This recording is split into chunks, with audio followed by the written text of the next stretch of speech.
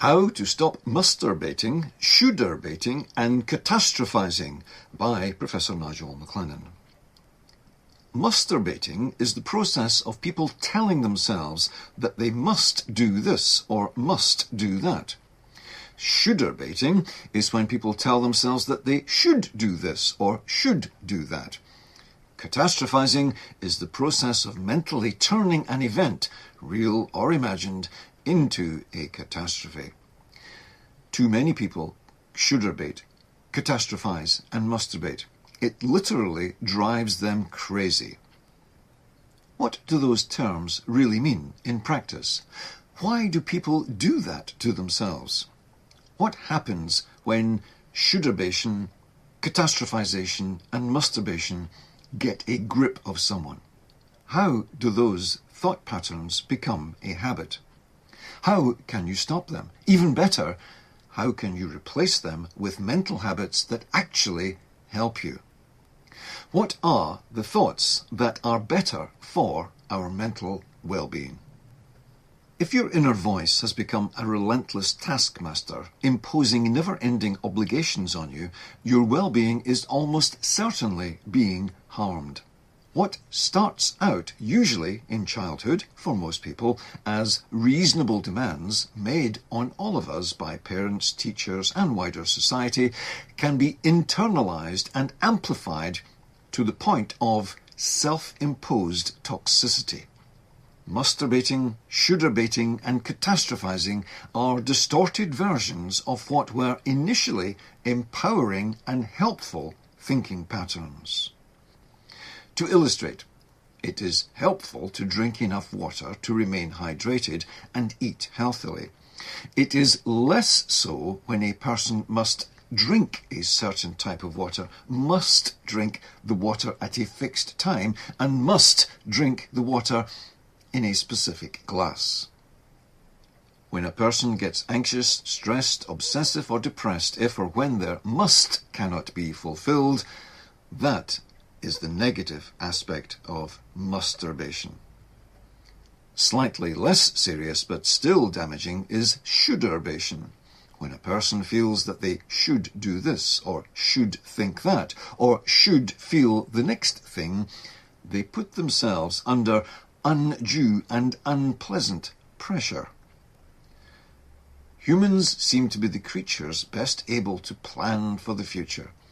Doing so requires us to imagine all sorts of scenarios and how they might play out.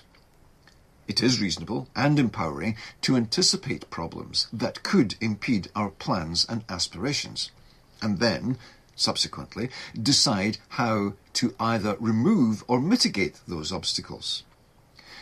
Scenario anticipation is an essential skill. When it goes too far, when the worst possible cases are anticipated and, as a matter of course, when every situation is viewed as a disaster in the making, that is catastrophizing. Why do people musterbate, shoulderbait and catastrophize?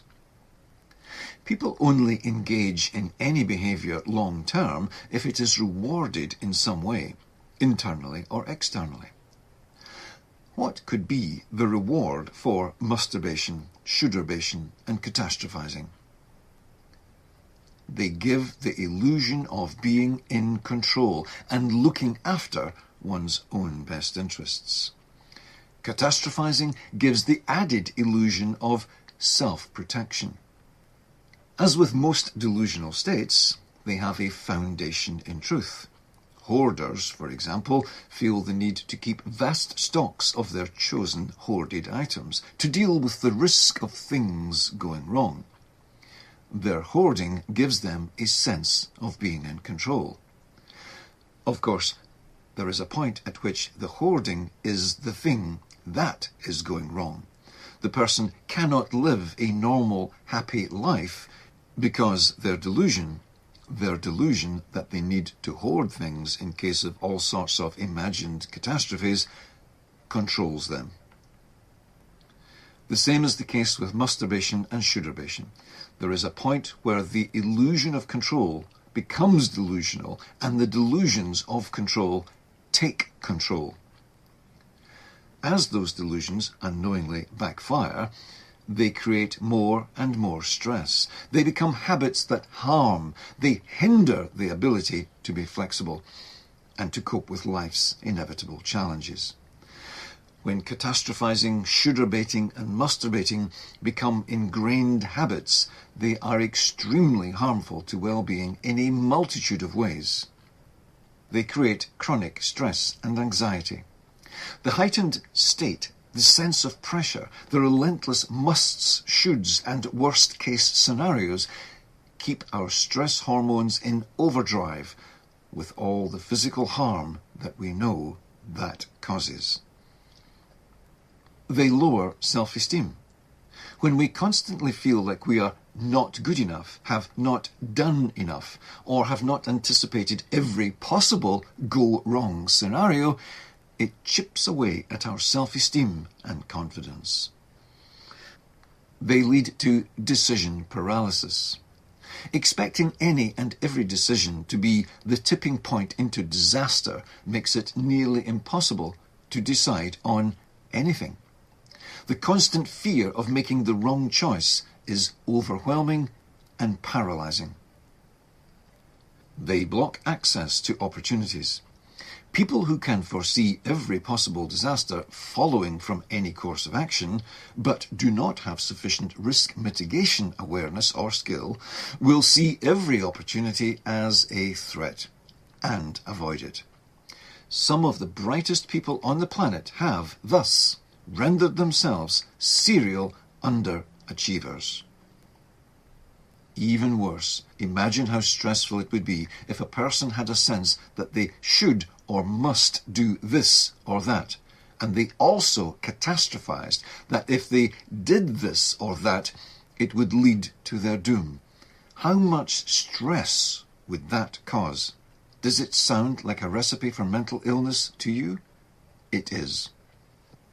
How can you free yourself from musterbation, shoulderbation and catastrophizing?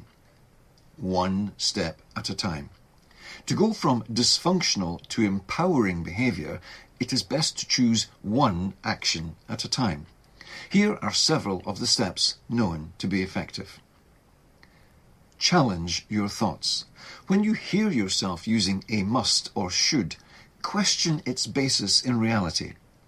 Is what you are compelling yourself to do or not to do truly essential, or is it self-imposed pressure? Remind yourself of choice. In reality, there is no must or should. There is only choice. If you drive a vehicle, you choose to stay below or at the speed limit because you choose to be safe or avoid needless penalties. You go to work because you choose to contribute to society, to earn a living, and help others with the money that you earn. Positive affirmations. Counter your self-imposed, self-harming obligations and negative self-talk with positive statements such as, I choose to. Focus on could and want. Some people will tell themselves, I must go to the gym. They could reframe it as, I could go to the gym if I have the energy, or as, I don't have the energy for a workout today. Instead, I want to do gentle stretching and flexibility exercises. Reality checking your catastrophizing. Take each of your worst-case scenarios and write them on a piece of paper. Then ask yourself, on a scale of 0 to 100, how likely is this to actually happen? What are the most realistic outcomes? If you want to go into more detail with that technique, you can ask, what are the factors that would have to happen and in what sequence for my imagined worst-case scenario to happen?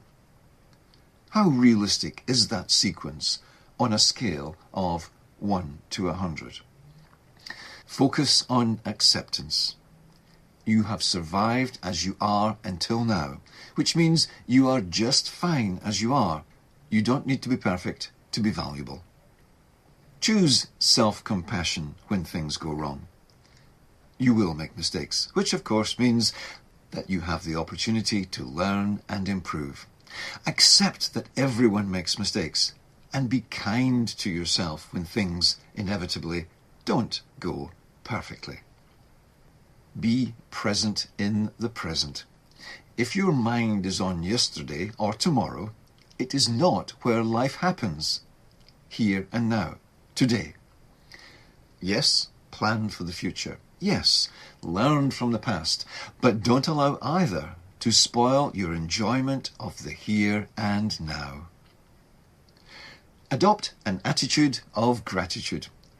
If you are reading or listening to this, you are alive and motivated to learn about life, and you have access to electricity and an electronic device. We are living in the best time in human history, despite all its evident problems. Focusing on what is wonderful in your life and appreciating it is a great way to overcome catastrophizing, shoulderbaiting, and musterbating. Adopt a growth mindset.